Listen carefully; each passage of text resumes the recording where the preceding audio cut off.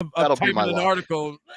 Yeah, exactly. That'll be my luck. So fingers Oh crossed. man, yeah, right. Okay, hey guys, don't forget we are now live on 100 Mix FM.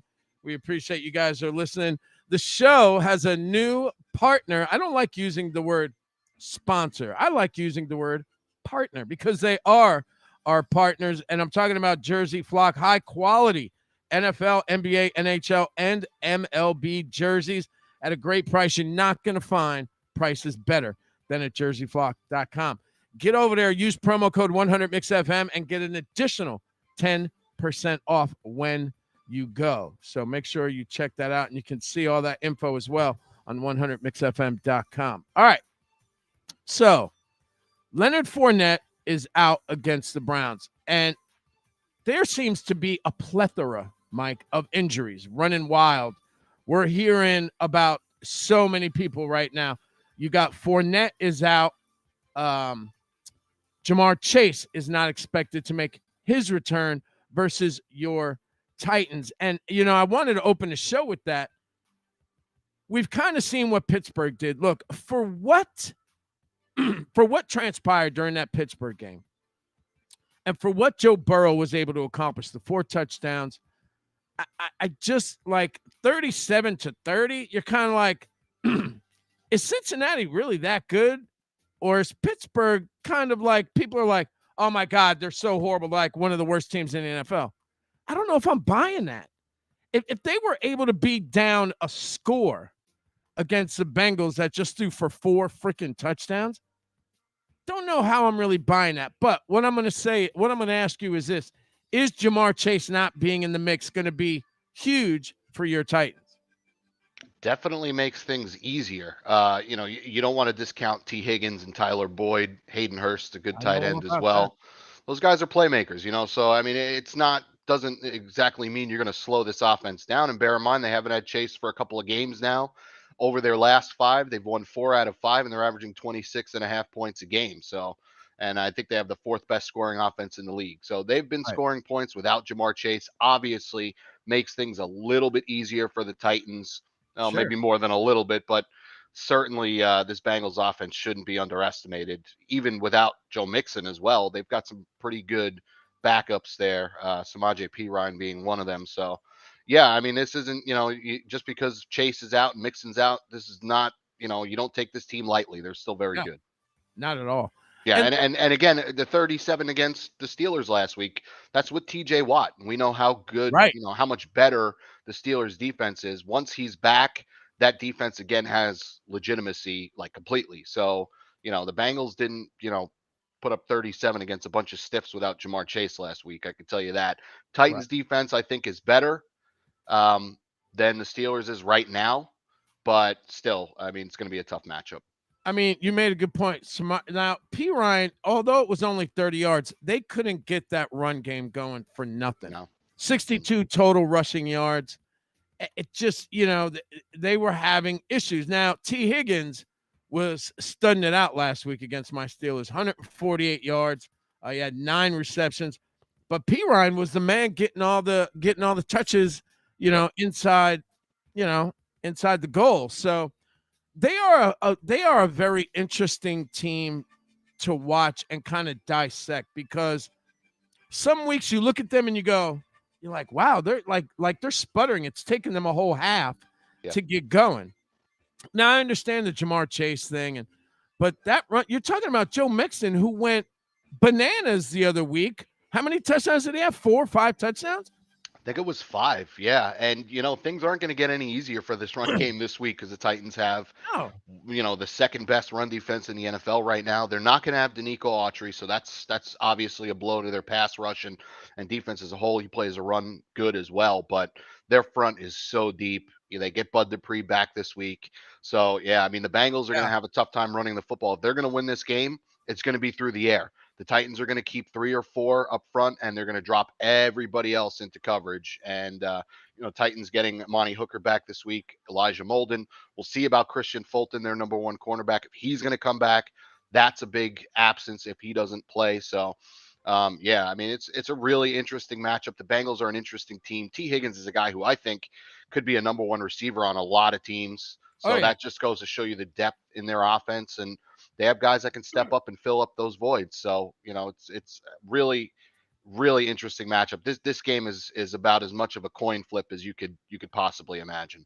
Oh, absolutely. And you mentioned that name Bud Dupree, and it gives me goosebumps when Yes. you say that because he Yeah. I was mean, he was one of our guys. yeah, and he was great for you guys. And He and was. honestly, he's been very good for the Titans too. He just He can't had stay healthy. And now right. That was he's his had problem in Pittsburgh. yeah, and now he's had two an injury to each hip, Yep. which scares the crap out of anybody, so I mean, but he is such a difference maker, man. Like what he does for the defense when he is getting pressure, and he doesn't even have to get sacks. He's just opening things up for everybody else because he's so fast. He gets to Yep. the quarterback so quickly and just blows up plays. And to have him come back this week, they lose Autry, obviously, really bad, but to get Dupree back, hopefully he can get through an entire game. But big difference maker he is when he's on the field. Look, the Bucks right now are 5-5. Leonard Fournette, and look, I can speak to him on a fantasy level, even though as big as this man is and as much damage as he should be doing, he's been ruled out for Sunday's game against the Browns. They had rookie Rashad White led the Bucks with 105, 22 carries. What's the deal with Tampa? Is this a team, Mike, at 5-5 right now? Are we looking at, are they going to be able to make it over this hump and maybe start making a push into, making sure that they solidify themselves at possibly having the NFC South title, making sure they make, that they make the playoffs? Because, I mean, honestly, you got the Falcons, you got the Saints, you got the Panthers. For the most part, you look at that team, but the Falcons have kind of, have kind of come on too. But what's going on with the Bucks? Is this a team that we can rely on that'll probably be able to take that NFC South title? Ultimately, I think so. I mean, I think the Falcons are going to continue to give them a run for their money. The Falcons have just been an upstart team all year, really probably playing over their heads. Great job by Arthur Smith, former Titans offensive coordinator, Yeah. by the by, has done a really great job with that team. The Bucks are just they're fortunate because they're still the best, despite their issues. They're still the best all around team in that division. Right. Their defense is playing pretty well this year, and obviously the offense has been a struggle. The injuries to the offensive line have definitely impacted the passing game. They haven't gotten a lot from their running game here and there, drips and drabs. Right. Rashad White, I think, is really interesting to watch today. The rookie who they drafted this year. We'll see if he can create a spark. I mean, Fournette hasn't really been able to do that. Maybe White gets it done. We'll see. Offensive coordinator Byron Leftwich said earlier this week that he thinks that White's ready for a bigger role. So we're going to find out today whether or not that's the case and if he can provide that spark. But I could just see, with the Bucks, I could just see them making that late season run where you go, Oh, you know yeah. what? We gotta don't forget about Tom Brady. Like they still have Exactly. Tom Brady, and whether he's playing at the highest level or not, the man knows how to win games. So we'll see how they finish out the season. It's going to be vital for their future, but they're going to be a team that we're going to be watching come playoff time because they have one of the greatest quarterbacks to ever play the game. At the end of the day, you make a great point because that's one of the things that you can never do is count out Tom Brady. And for the most part, like you said, you look at this division, it's not impressive. You got 5-5, Falcons are 5-6, Saints are 4-7, Panthers are 3-8. Not a very impressive, division. But at the end of the day, like you said, the Falcons, I mean, the Bucks always seem to find a way to make that second half of the season run. And I know we're a little bit past that point, but it's, obviously there were some issues. Brady had some issues. But the last couple games, it just seems like, he is kind of maybe catching fire at this point. Somebody who the Buffalo Bills are obviously very, very concerned about, and of course, we're talking about Von Miller. He did not tear an ACL during the game against the Lions during Thanksgiving, but he is considered out indefinitely while they gather more information about his right knee injury, according to Adam Schefter from ESPN on Friday. How detrimental to this team moving forward, playoffs, Super Bowl run, if that's even in the cards anymore, how crucial is this for that Bills defense to not have Von Miller right now? I mean, yeah, he's always going to be an impact player. I mean, losing him, he's got the team lead with 8 sacks. So you look at that, and we know how important the pass rush is to shutting down some of these better offenses, a la the Chiefs. Yep. So yeah, I mean, this could be a huge blow. Now, there's a possibility, from what I understand, is he may be able to play out the rest of the season with a knee brace. That's according to some of the reports that I've seen. So he might be able to play through this and get through the season and then wait to do surgery until after. We'll see. But yeah, I mean, not that losing Von Miller, because they're such a talented team, and They are. losing Von Miller doesn't automatically like drop them out of the running or anything. It's not Josh Allen or anything like that. Right. But certainly you're a better team when Von Miller's on the field. And he's been a great pickup, not only production wise, but as a leader in the clubhouse, in the locker room. Everything you hear about what he's brought to that team, it always starts with the veteran leadership that he's brought. Sure. So losing him would be a big blow. They can get over it in the short term. Long term too, they could still win a Super Bowl without him, but man, it would be more difficult without him. One of the things that is that you always need on any NFL team, and you just said it, it's veteran presence, whether it be on the offensive side of the ball or the defensive side of the ball. But with Von Miller coming in here, in my opinion, he completely changed, I don't want to say the culture, but I want to say the attitude of that defense. He, being that veteran, he took these young guys, put his arms around them, and said, look, this is how we got it done in LA. This is how I got it done in Denver.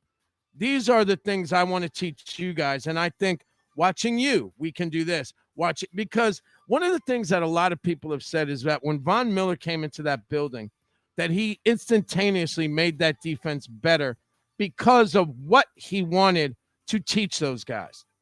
He watched them. He wanted to make sure that he was an observant before he even jumped in. He wanted to watch film on them. So you're going to miss a guy like that on and off the field. Now, if he's able to be on the sidelines, that will be an incredible help for them because at least his presence is there. He can get in their face. He can be like, good job, all that good stuff. A guy like that is invaluable. A guy like that, like TJ Watt, Von Miller, these guys make not only these defenses better on the field, but he makes them better off the field because of the way they are with those other players. And keep in mind, it's not like TJ Watt is a 12-year guy, but the fact of the way he plays, his intensity, he's just a guy you want to follow. And Von Miller has those same characteristics because he's a guy that you want to go to war with. He's got 2 Super Bowls. Of course you're going to want to go to war with the guy. He knows what he's talking about. I don't think that this is detrimental to them, but I think it's going to play a very big I think we're going to see the impact a little bit if he can't be on the field. If he can be on the field or on the sidelines, I should say, I think he'll be able to help them out. And there is a lot of talent on that defense. Don't get me wrong. Yeah. I just don't think it. I mean, I agree with you. I don't think it's going to be life or death. Like you said, it's not like they're losing Josh Allen and now it's like, okay, Yeah, no, and I mean, you're going to feel it though when they play a team and they let up 350 passing yards and the other team's throwing all over the place. Not to say that'll always happen, but you're going to say, man, I wonder if things would have been different if Von Miller was here. I mean, you can't replace a sack leader like that. It's very difficult to do. Oh, yeah. And you were smart to avoid saying that he changed the culture. Right. The Bills already had a strong culture. They had a winning culture. Absolutely. From everything we know, really good locker room with that team. But what Von did is he added to an already great culture, which is very difficult to do. And only your special players are able to come into an already built culture and add to it. And that's what Von's done there from everything that I've read. Really only positive things on and off the field for him. I mean, and I'll be honest with you, we we watched them because she's an Aggie, right? Yeah.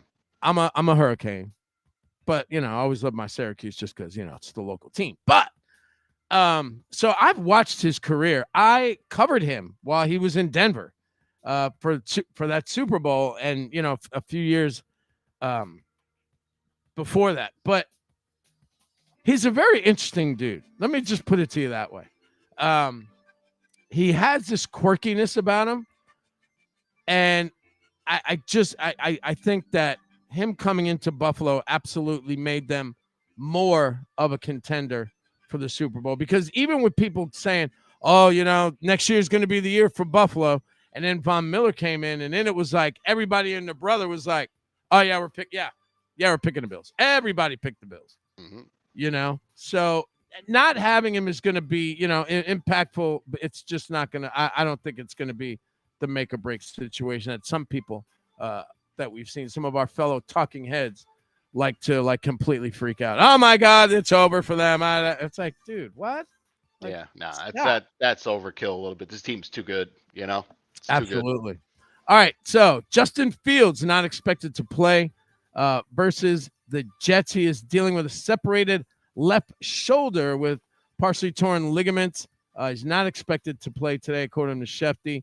They are going to start a name that I know too well, Mr. Trevor Siemian. Don't we both? Former Tennessee Titans legendary Yep. backup quarterback. He was in Denver and chopped it up with him a few times. Justin Fields, how to me, this is something that is unfortunate because this kid is getting his footing. He's finally playing. He's got Chase Claypool. He's finally opening up the throwing game. He's getting the ball downfield. He's playing better. I'm not going to say he's playing great because he's not, but he's playing better. This is a huge blow, not just for the Bears, but it's a blow for him, in my opinion. What do you think about this injury for not just him, but for the Bears? I mean, yeah, it's definitely a blow. He's shown a lot of progress over these last 4 or 5 weeks. Yeah. But I mean, the biggest difference has been the Bears are designing runs for him, and that's something they should have been doing from the jump. That's his strength. Yep. And we're trying to win football games. And if that gives you the best chance to win the football game, I get it. He's young. You don't want to risk him, blah, blah, blah. This team didn't start having a chance in any game until this guy started. They unleashed him. Yeah, I mean, and so, but now the situation is, because I think he needs to be sat for a couple of weeks at least. I don't think we risk a major injury. This is something, that if it's bad enough, might affect him into next year. You're not playing for anything. I get the development angle of it. You could still throw him on IR right now and then have him come back in week 16 or whatever it is, and play the last 3 games if you're worried about development, all these things. Him playing should have never been on the table this week, ever. We're talking a separated shoulder. He's got some, I believe, some tears in there as well. You do not risk the future of your franchise in a lost season like this. And we had something similar with Josh Allen a couple of weeks ago where we were wondering, do we sit him? Do we, and avoid further injury? Do we play him? Very different situation. Bears are playing for a Super Bowl. This is their window. They've got to go for it. They've got to win games. This is a very different situation. You're in a rebuild. You appear to maybe have the guy, and I'm going to say maybe because the jury's still out on a lot of things with him. You have a hell of an athletic quarterback who's got a lot of arm talent and potential. You got to be careful with him. And I think that the right move is to sit him this week and probably next as well, and then take it from there and see where he is. I completely agree. Last week they lost to the Falcons. The woes continued, much like in Pittsburgh. This is a point where you don't have to rush this kid. You guys have 3 wins in the box. Let it go. Make sure that you have this kid ready. You want him to be able to do his offseason stuff. He's going to need to rehab. Why even? Look, I'll be honest with you. Done. You're done for the year. Yeah, I was pretty much considering that as well. And then I keep hearing about, he's got to, he needs more games to develop. We need to keep What good is developing him when his shoulder he's got a bum shoulder and he can't throw to his full capacity anyway? That's not development. That's damn near torture. Right. It's torture for your quarterback. It's torture for your fans. It's torture for your players. Right. Just Sit him. Just sit him a couple weeks and play it by ear and see how things go. You have Nathan Peterman. You'll be I fine, you know. know? No, but seriously, I mean, yeah, they have to play it very, very safely with this situation. It I makes agree. no sense to rush him back. Close to the vest. Let him heal. As you know, as C. All right. LA Rams 3-7, bottom of the NFC West. I just saw this morning. Not that I mean it's bad news for them, but Matthew Stafford uncertain to return this season. Good news for the Lions. Very Their good draft news. pick status. Exactly. Stafford is out Sunday against the Chiefs because of a strained neck and 2 recent trips to the concussion protocol. He suffered 1 concussion earlier this month, and the Rams never could prove he suffered a second concussion, even though he was in the protocol the second time. So here's another team that you're like, you lose your quarterback. Look, this is a team. I'm not going to say how because we know how, but it's always mind blowing to me when you see a team that's here at the precipice, at the top of the mountain with the trophy. And I mean, it's like you're on top of Mount Fuji, which I've climbed while I was in the Marine Corps. And I watched guys get in a poncho while it was snowing at the top half of this volcano and slide down it through the clouds. Well, here's the thing. We're getting to the point where the LA Rams are at the top of Mount Fuji. And the problem is they don't have a freaking anything to slide down Mount Fuji. They're just whoosh, boom, falling directly off top of the volcano to the ground on the Marine Corps base. Splat is where we're at with the LA Rams. This is bad. This is bad. And it's been bad all season, in my opinion. Did you see it being this bad, though, Mike? We all know about Super Bowl hangovers. But did you see the Rams, especially with their coaching, the talent that they do have left, did you see this coming? Somewhat. You know, I don't think I saw it being this bad. I figured that they would struggle for a wild card spot. I've been saying since the beginning of the year that the 49ers are going to win that division. I just thought they were the best team. You know, so it definitely has surprised me that they're one of the worst teams in the NFL because they legitimately are. And a team loaded with that much talent. Now you take away Cooper Kupp, Matthew Stafford. Yeah, I mean, Stafford, just shut him down. I mean, there really is nothing. Play for a higher second round pick. You know what I mean? Like they don't even have a first round pick, which is just a disaster. But yeah, I don't think anybody envisioned them falling this far. I figured they'd be right around 500, battling for a wild card spot. Yeah. But for them to have imploded as badly as they have, it's stunning. It really is stunning. So it wouldn't surprise me at all if Stafford gets shut down. That's a pair of concussions in the span of a few weeks. Now a neck injury. He came into the season with an elbow issue. Shut it down, get him right, and run it back next year. That would be my advice. This is what happens. The old adage is what? Don't put all your eggs in one basket. They took everything and bet on 1 year. That's what they did. They took everything that they could. They used every resource they could.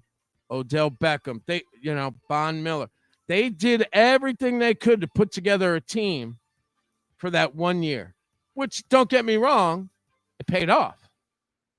But the consequences after the fact, and let's not forget, too, a lot of people, and not just fans, but even people that really watch football, you have to remember when you're talking about preseason to the Super Bowl, that is an ass ton of football. That is a lot of wear and tear on your body.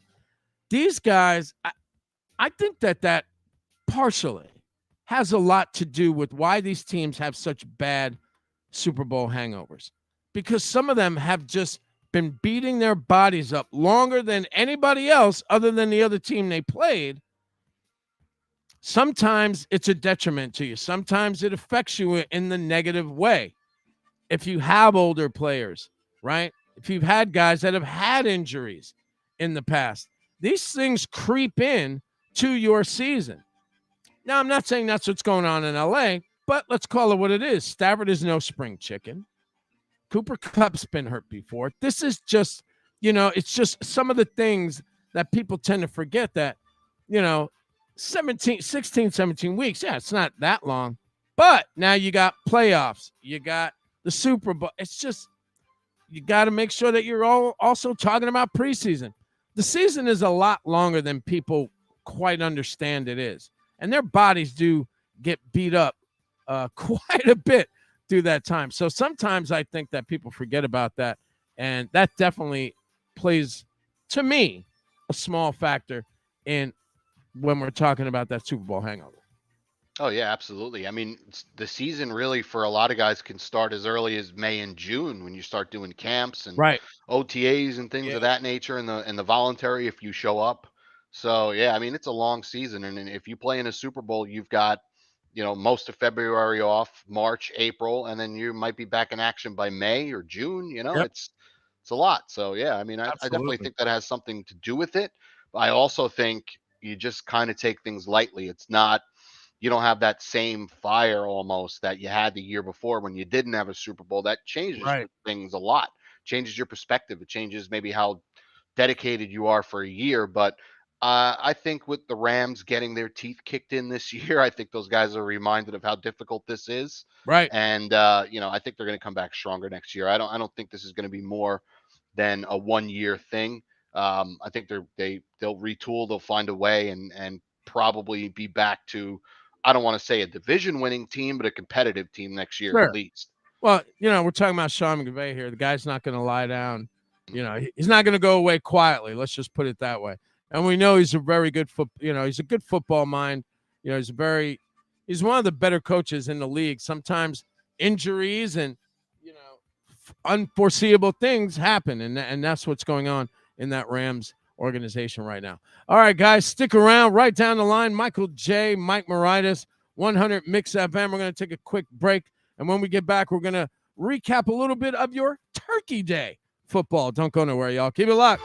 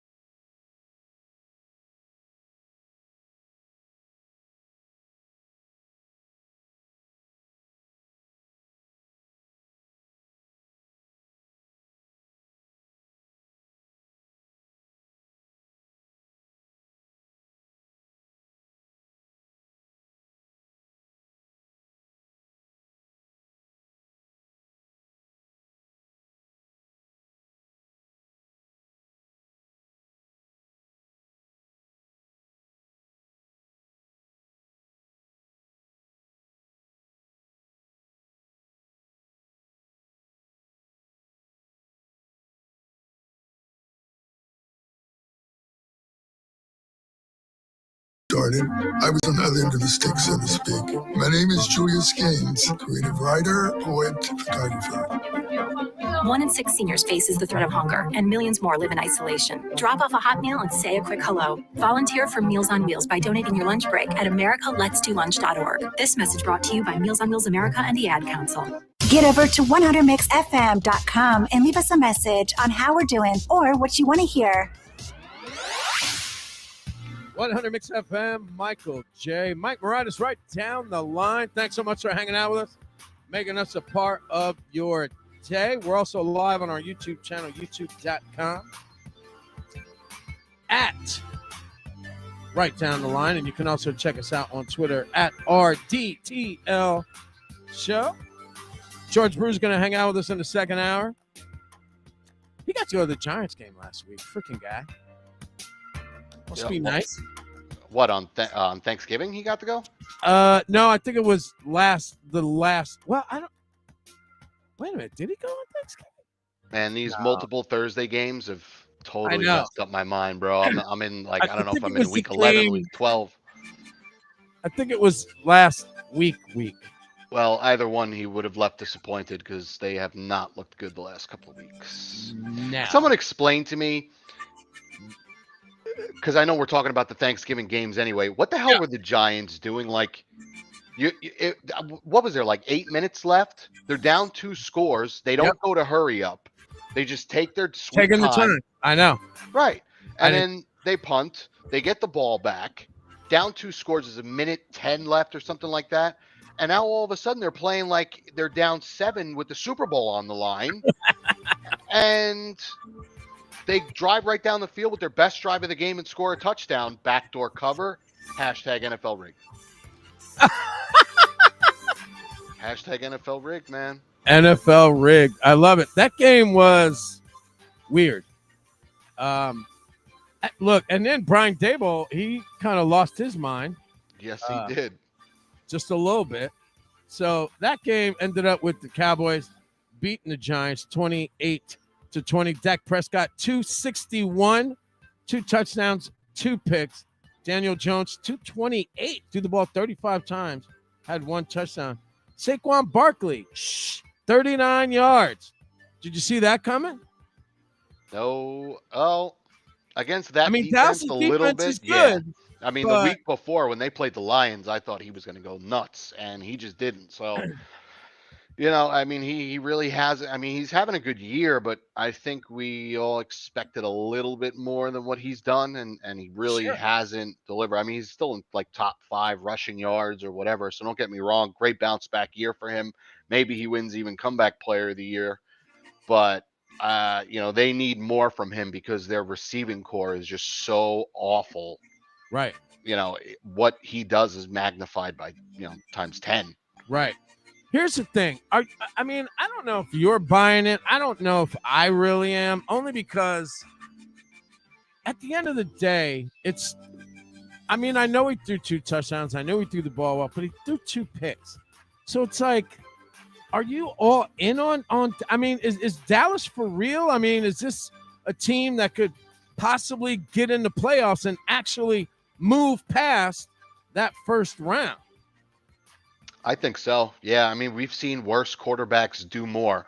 The bottom line is they're going to get Odell Beckham. I think Beckham would be crazy to go to the Giants if he wants to win right now. Right. He'd be crazy to go to the Giants. It's clear that they're not better than the Cowboys, in my opinion. And he should be looking elsewhere. But, I mean, worse quarterbacks than Dak Prescott have won Super Bowls. It's just a matter of, does the rest of the team around him, get it done? Their defense is good enough. Their running game is good enough. And their receiving group is good enough as well. So, I mean, Dak is going to be the thing that probably will be the difference maker if he doesn't do what he did on Thursday. He's got to avoid those interceptions. Don't put your team in a bad position, especially field position wise. If you throw a pick in your own zone, now your elite defense is almost certain to let up points, as to where if you make teams drive the length of the field, your defense is much more likely to get a stop. So I think he's good enough that they can win a Super Bowl with him. Absolutely. I think he's got to do way better protecting that ball, Mike. Absolutely. 100% agree. I mean, Look, and 152 yards that, between Elliott and Pollard, run the ball, man. Run it. Yep. Run the Yep. ball. You have two more than viable running backs that have two completely different styles. Both are very fast. It's one of the hits on the Steelers. Why are you not using Jalen Warren more? I don't get me wrong. I love Najee Harris.